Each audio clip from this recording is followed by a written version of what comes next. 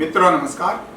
आइए आज आपको मैं अलंकार विषय पर अपने विचार बताता हूँ और समझाता हूँ कि अलंकार क्या है। बहुत व्यक्ति मुझसे पूछते हैं कि अलंकार क्या है, परिभाषा और काव्य उपयोग इसका महत्व क्या है। मित्रों, अलंकार शब्द का साधारण अर्थ है आभूषण या गहना। अलंकार शब्द का साधारण अर्थ है आभूषण या गहना, अर्थात नारी जिस प्रकार जब अपना श्रृंगार करती है तो वह जिन साधनों के द्वारा अपने सौंदर्य में वृद्धि करना चाहती है, अपने सौंदर्य में वृद्धि करना चाहती है, उन साधनों को ही अलंकार कहते हैं। यह साहित्य में भी यही बात है कि वे साधन, साहित्य में इसकी परिभाषा ऐसे होगी, वे साधन जिनके द्वारा काव्य की शोभा बढ़ाई जाती है अलंकार कहलाते हैं। वे साधन जिनके द्वारा काव्य की शोभा बढ़ाई जाती है अलंकार कहलाते हैं। कविता अलंकारों के बिना भी बन सकती है, पर अलंकार के प्रयोग और उपयोग से उसके सौंदर्य में वृद्धि हो जाती है। उदाहरण के लिए कोई व्यक्ति मेरे पास आया, उसने एक कविता लिखी थी कि दिल में हमारे जननी मीठी बांसुरी सुंदर बज रही।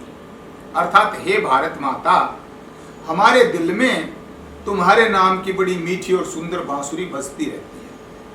उसने कहा कि आप अलंकार कहते हैं। मैंने बिना अलंकारों के देखो कितनी सुंदर और भावपूर्ण कविता लिखी। मैंने धैर्य से उसको पास बिठा के समझाया कि मित्र, अगर तुम इसमें अलंकार का प्रयोग करते तो यह कविता और भी सुंदर और प्रभावशाली बनती। उसने मुझे यह समझाने के लिए कहा। तब मैंने उसको समझाया कि आप अपनी पंक्ति बोलिए। उसने कहा मेरी पंक्ति है, दिल में हमारे जननी मीठी बांसुरी सुंदर बज रही। अर्थात हे भारत माता, हमारे दिल में तुम्हारे नाम की बड़ी मीठी और सुंदर बांसुरी सदा बजती रहती। मैंने कहा मित्र, अगर आप इस पंक्ति को कुछ ऐसे लिखते तो क्या अंतर नहीं होता? वह धैर्य से सुनने लगा। मैंने कहा आप कहते हैं कि दिल में, आप इसकी जगह मन में शब्द का प्रयोग करते हैं, क्योंकि मेरे मन में यह बात और मेरे दिल में यह बात है, यह एक ही बात है। उसने कहा ठीक है, मन में। फिर आपने कहा हमारे कहने की जगह आपके दिल में यह बात थी तो आपने मेरे कहना था, हमारे नहीं कहना था। तो कहने लगा ठीक है, मेरे कह देता हूं। अब कहा आपने मां की जगह जननी का प्रयोग किया है। जननी भी माँ है, माँ शब्द भी माँ है। तो देखो कितना छोटा प्यारा शब्द है, यहां आपने माँ कहना था जननी के लिए। और फिर कहा मीठी बांसुरी। मीठा खाने का स्वाद है, सुनने का स्वाद है मधुर। इसकी जगह आपने कहना था मधुर। और फिर कहा आपने कि बांसुरी श्री कृष्ण जी बांसुरी बजा रहे हैं या श्री कृष्ण जी मुरली बजा रहे हैं, कि ये क्या अंतर है? तो कहने लगा एक ही बात है।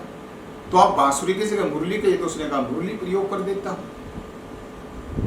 अब आपने कहा सुंदर बज रही। सुंदरता दिखाई देने के लिए ज्यादा अच्छी चीज है। आपका मन हरा जा रहा है तो आपने इसको यहां सुंदर की बजाय इसका पर्यायवाची मनोहर शब्द प्रयोग करा। मनोहर और बज रही शब्द जो के तो रहते। तो आपकी पंक्ति थी मित्र कि दिल में हमारे जननी मीठी बांसुरी सुंदर बज रही। और मैंने इसी पंक्ति को निखार कर इस तरह कहा है कि मन में मेरे माँ मधुर मुरली मनोहर बज रही। मन में मेरे माँ मधुर मुरली मनोहर बज रही। अब आप ही बताइए कि आपकी पंक्ति ज्यादा प्रभावशाली है या दूसरे वाली? तो उसने सहर स्वीकार किया कि हाँ, ये पंक्ति कुछ ज्यादा मीठी है, भाव वही है, मन में मेरे माँ मधुर मुरली मनोहर बज रही। जबकि वह पंक्ति दिल में हमारे जननी मीठी बांसुरी सुंदर बज रही फीकी पड़ गई है। यह अलंकार का ही महत्व है मित्रों। अतः आप जब भी अपनी कविता लिखें, यथासंभव स्वाभाविक रूप से प्रयास करें कि अलंकारों का प्रयोग हो जाए, रस और छंद का प्रयोग हो जाए, लय और तान का प्रयोग हो जाए। तो गीत और कविता माधुर्य के लिए हैं। आप अपने छंदों को, अपनी कविता को, अपनी रचनाओं को माधुर्य देना सीखिए, अलंकारों का महत्व समझिए और जो जानते हैं उनके पास बैठने में कोई संकोच न कीजिए। नमस्कार मित्रों, धन्यवाद।